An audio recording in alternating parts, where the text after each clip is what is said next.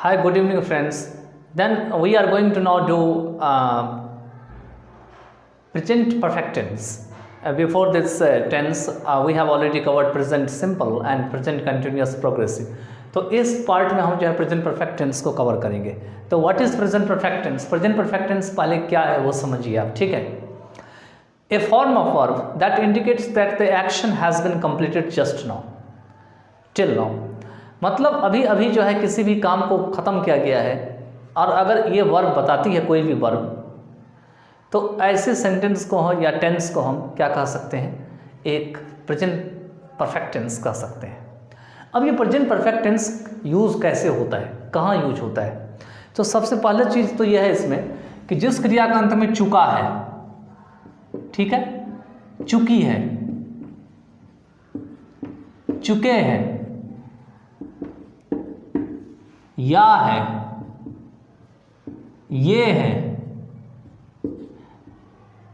ये सब आदि होते हैं. तो ऐसे सेंटेंस जो अगर रहे कहीं तो समझ लो आप कि प्रेजेंट परफेक्ट टेंस है. लेकिन ये सारे क्रिया के अंत में, मुख्य क्रिया के अंत में, मेन वर्ब के अंत में होते हैं, ठीक है. मान के चलिए दूध पी लिया है, तो उसने दूध पी लिया है, वह दूध पी चुका है, उसने दूध पिया है.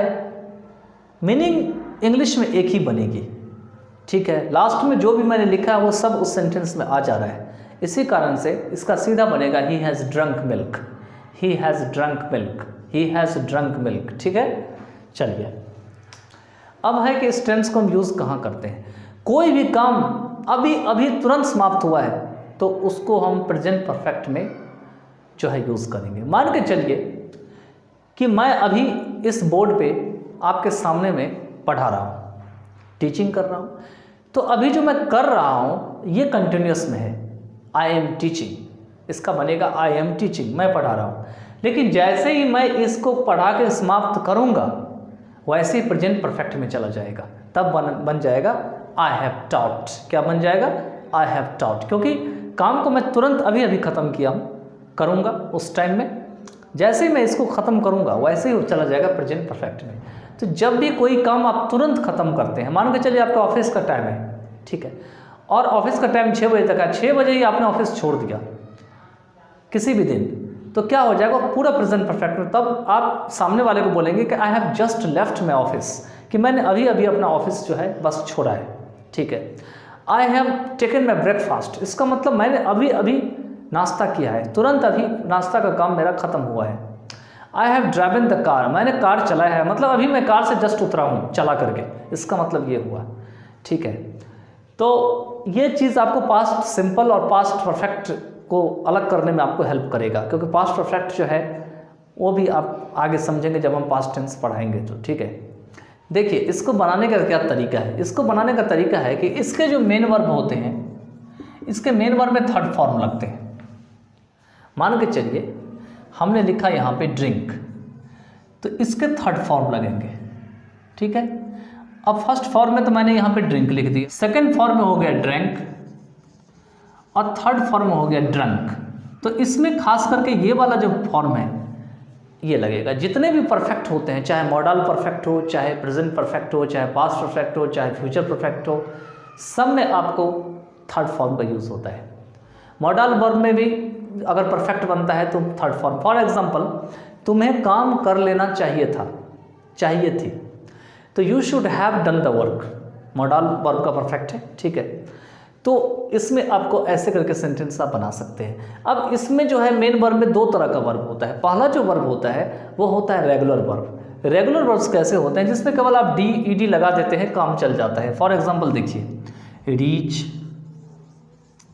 आप ई डी लगा देंगे केवल, बस हो जाएगा, कुछ चेंज नहीं करना है. यहाँ पे रीच्ड, यहाँ पे रीच्ड, ठीक है. Teach,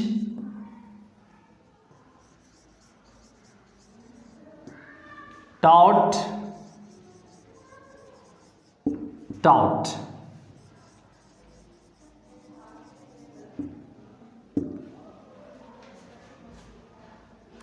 Decide, decided, decided.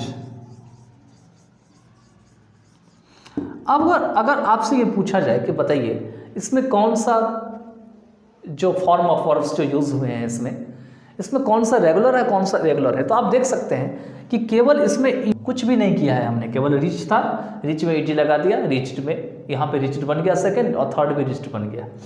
यहाँ पे डिसाइड था, केवल डी लगा दिया तो बन गया डिसाइडेड, यहाँ पे डिसाइडेड। लेकिन अगर आप ड्रिंक ड्रैंक ड्रंक को देखेंगे तो इसमें चेंजेस आ जा रहे हैं। यहाँ पे ड्रिंक है, यहाँ पे ड्रैंक है और यहाँ पे ड्रंक है, चेंजेस आ गए। यहाँ भी चेंजेस है, टीच के बाद टाउट आ गया, चेंजेस आ गए। तो इस कारण से ये दोनों इरेगुलर हैं, और ये दोनों जो है जिसमें ईडी लगा है ये क्या है आपका रेगुलर वर्ब्स है, क्योंकि रेगुलर वर्ब्स आपको केवल डी लगाने से बन जाता है। और भी हम आपको इसमें बता सकते हैं, for example approach, approached, approached. उसके बाद motivate, motivated, motivated. Encourage, encouraged, encouraged. Sympathized, sympathized, sympathized, sympathize से बना हुआ है, ठीक है। इसके बाद आप बना सकते हैं इसमें, मान के चलिए प्रॉब्लमेटाइज, प्रॉब्लमेटाइज्ड, प्रॉब्लमेटाइज। उसके बाद आप बना सकते हैं मैग्नेटाइज, मैग्नेटाइज्ड, मैग्नेटाइज्ड। तो ऐसे करके आप बना सकते हैं जो रेगुलर वाले। तो रेगुलर वाले आपको बहुत सारे मिल जाएंगे, जैसे कि रन, रैन, रन हो गया, बिकम, बिकैम, बिकम हो गया। इसके बाद आपके मिल जाएंगे इसमें सी सॉ सीन हो गया, फ्लाई फ्लो फ्लोन हो गया। इस तरह से बहुत सारे आपको रेगुलर मेन वर्ब्स मिल जाएंगे, ठीक है। चलिए, तो इस टेंस में आपको यही फॉर्म ऑफ वर्ब का यूज़ करना है, थर्ड फॉर्म। ये हमेशा परफेक्ट में ये फॉर्म यूज़ होते हैं। साथ में पैसिव वॉइस बनाते समय भी यही फॉर्म ऑफ वर्ब यूज़ होते हैं। आप कोई भी पैसिव बनाइए, इसके बगैर नहीं बन सकता जब तक ये फॉर्म ऑफ वर्ब आपके पास नहीं है तो, ठीक है। तो फॉर्म ऑफ वर्ब में पैसिव वॉइस में थर्ड फॉर्म को लगाना मस्ट है, और इसी से पैसिव का निर्माण होता है, ठीक है। चलिए आगे चलते हैं। तो इसका जो फॉर्मेशन बनता है वो बनता है सब्जेक्ट प्लस हैज़, हैव अब प्लस B3, मेन वर्ब का थर्ड फॉर्म, प्लस ऑब्जेक्ट या अदर वर्ड। इसी में सब आ जाएंगे, इसी में आपके ऑब्जेक्ट भी आ जाएंगे, प्रीपोजिशनल फ्रेज भी आ जाएंगे, एडवर्बियल फ्रेज भी आ जाएंगे, जो भी है सब इसके बाद ऐड हो जाएंगे, ठीक है। अब ये जो मैंने लिखा है ये किसका है? ये है आपका डिक्लेरेटिव सेंटेंस में अफर्मेटिव का एक बनाने का तरीका है, ठीक है। लेकिन ध्यान रखिएगा कि इसमें हैज़, हैव को आपको समझना होगा किसके साथ यूज़ करते हैं। तो अगर आपने मेरा प्रोनाउन का चैप्टर देखा होगा, पर्सनल प्रोनाउन में पर्सन का अगर आपने वीडियो देखा होगा कि पर्सन कितने टाइप के होते हैं, first person, second person, third person, तो उसमें मैंने बहुत ही बारीकी से बता रखा है कि सिंगुलर वाले क्या होते हैं, प्लूरल वाले क्या होते हैं। तो थर्ड पर्सन जो सिंगुलर नंबर वाले होते हैं वो होते हैं ही, शी, इट, ठीक है। और कोई भी एक नाम, फॉर एग्जांपल आपने लिख दिया यहाँ पे सोहन, ये हैं आपके नाम ही नहीं, कोई कॉमन नाउन भी हो सकते हैं। फॉर एग्जांपल आप लिख सकते हैं टीचर, ये भी आपके क्या है, थर्ड पर्सन के सिंगुलर नंबर में आते हैं, लेकिन ये प्रोनाउन के हैं ऊपर वाले ये, और नीचे वाले नाउन हैं। ये जो है प्रोनाउन के थर्ड पर्सन है, ये नाउन के हैं, ठीक है। इसके साथ आपको हैज़ ही आता है हमेशा, ठीक है। अब यहां पे एक कंफ्यूजन आपको होगा, कब होगा? जब हैज़ और हैव को आप पास्ट के सेंस में यूज़ करेंगे। जैसे मेरे पास एक कलम है तो आई हैव ए पेन बनाएंगे, ठीक है। उसके पास एक कलम है तो वहाँ भी बन जाएगा ही हैज़ ए पेन। लेकिन नेगेटिव में अगर बनाएंगे तो क्या बनेगा? कभी कभी आप मॉडर्न इंग्लिश में ऐसे ही यूज़ किया जाता है, ही डजंट हैव पेन। तो जब डोंट लग जाता है या डजंट लग जाता है तो ध्यान रखिएगा, जब डोंट या डजंट आता है तो हमेशा हैव ही आता है, कभी भी हैज़ नहीं आता। वो हम बताएंगे आपको आगे यूजेस में, ठीक है। इसी के बाद अगर प्लूरल में जाएंगे थर्ड पर्सन का तो दे होता है। इसके साथ कोई भी नेम डबल हो, एक से अधिक हो, डबल ही नहीं एक से अधिक। फॉर एग्जांपल कार्स, एक से अधिक कार्स है। इसके बाद कैट्स, एक से अधिक कैट्स है। इसके बाद शर्ट्स, एक से अधिक शर्ट है। आदमी अगर कोई है तो एक से अधिक होगा, फॉर एग्जांपल शुक्ला।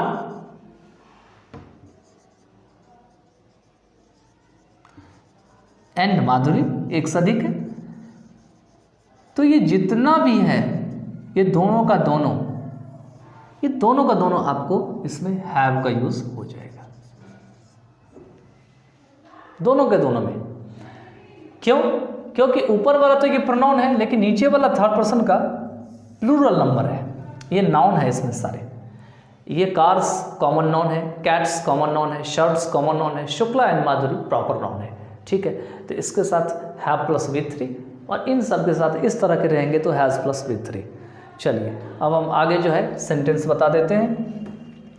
पहला मैंने लिखा डिक्लेरेटिव सेंटेंस में, डिक्लेरेटिव को ही एफर्मेटिव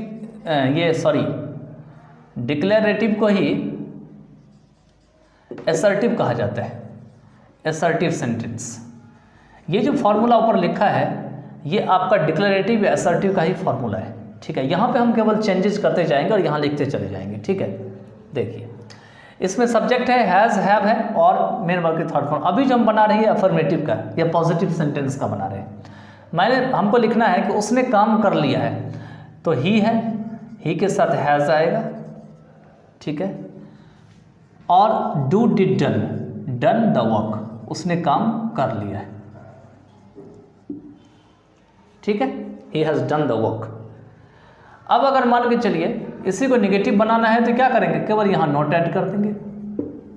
हैज़ रहेगा तो हैज़ नॉट, हैव रहेगा तो हैव नॉट, क्या बनाएंगे, ही हैज़ नॉट। इसी को आप शॉर्ट में हैज़ंट लिख सकते हैं। कॉन्ट्रैक्टेड फॉर्म का मैंने एक वीडियो बना रखा है कि हैज़ नॉट को क्या बोलते हैं, हैज़ंट, हैव नॉट को क्या बोलते हैं, हैवंट। उसको आप जाके वर्ब वाले में प्लेलिस्ट में देख सकते हैं, ठीक है। तो हैज़ नॉट हैज़ंट हो गया और आगे हो जाएंगे डन द वर्क, सेम हो जाएंगे। अब अगर मान के चलिए इसी को आपको बनाना हो नेवर के सेंस में तो क्या बनाएंगे, he has never done the work, आगे सेम रहेगा, he has never done the work, ठीक है। ऐसे पहला का मीनिंग है उसने काम कर लिया है, दूसरा का मीनिंग है उसने काम नहीं किया है, तीसरा का मीनिंग है उसने कभी काम नहीं किया है। अब देखिए बोलने का तरीका क्या है। पहला का मीनिंग है he has done the work, उसने काम कर लिया है या वह काम कर चुका है। बोलने का तरीका अलग अलग है हिंदी में, लेकिन इंग्लिश में एक ही सेंटेंस बनता है, ठीक है। अब मान के चलिए अगर इसको इंट्रोगेटिव में बनाना हो, इंट्रोगेटिव में बनाना तो कैसे बनाएंगे। इंट्रोगेटिव में मान के चलिए हमें हेल्पिंग वर्ब से स्टार्ट करना, क्योंकि प्रेजेंट परफेक्ट का हेल्पिंग वर्ब हैज़ हैव होता है और हमेशा नियम है इंट्रोगेटिव बनाने का कि दो तरह से इंट्रोगेटिव बनता है। एक तो बनता है इसका हेल्पिंग वर्ब से, एक बनता है WH फैमिली से। तो WH फैमिली भी बगैर हेल्पिंग वर्ब के एग्जिस्ट नहीं करता है, लेकिन कुछ अपवाद हैं इसके। फॉर एग्जाम्पल प्रेजेंट सिंपल में अपवाद हैं, जैसे बोलते हैं हु कम्स तो यहाँ पे हु डज कम नहीं होता, हु टोल्ड यू तो यहाँ पर में हु डिड नहीं होता। तो कुछ अपवाद है इंग्लिश में, ठीक है। इंग्लिश पूरी अपवाद से भरी पड़ी है, पूरी ग्रामर जो है। तो यहाँ पर में जो है सब्जेक्ट हैज़ हैव नॉट हो गया। अब हम क्या करेंगे, इसको कुछ नहीं करेंगे, सब्जेक्ट को यहाँ पे डाल देंगे। केवल सब्जेक्ट को हमने यहाँ पे डाल दिया, यहाँ पे डाल दिया सब्जेक्ट को, ठीक है। और इसको कैपिटल कर लिया, इसको भी कैपिटल कर लिया, बस बन जाएगा। और यहाँ पे इंट्रोगेटिव मार्क मैंने रख लिया, तो इंट्रोगेटिव सेंटेंस बनेगा। क्या बनाएंगे, देखिए यहीं पे है he has done the work, तो क्या बना देंगे, has he done the work, has he done the work बन गया, done the work. Interrogative mark बना लीजिए। क्या मीनिंग हुआ, क्या उसने काम कर लिया है, पहला मीनिंग। दूसरा मीनिंग, क्या वह काम कर चुका है, क्या उसने काम कर लिया है। मीनिंग आपको इतना ही बनेगा, has he done the work. Hindi में आपको अलग अलग तरीके से बोलते हैं, लेकिन इंग्लिश आपको यही बनेगी, ठीक है। इसके बाद अगर आपको इसको इंट्रोगेटिव में WH फैमिली में बनाना हो तो आप कैसे बनाएंगे। तो क्या करना है, कुछ नहीं, इसमें केवल WH आपको ऐड कर देना है, बस हो गया। WH फैमिली कोई भी, मैंने W से एक वर्ड लेता हूँ, जैसे वेयर, वेयर W से स्टार्ट होते हैं। W से स्टार्ट होने वाले कौन कौन से वर्ड है, what, where, why, who, whom, whose, कोई भी एक ले सकते हैं।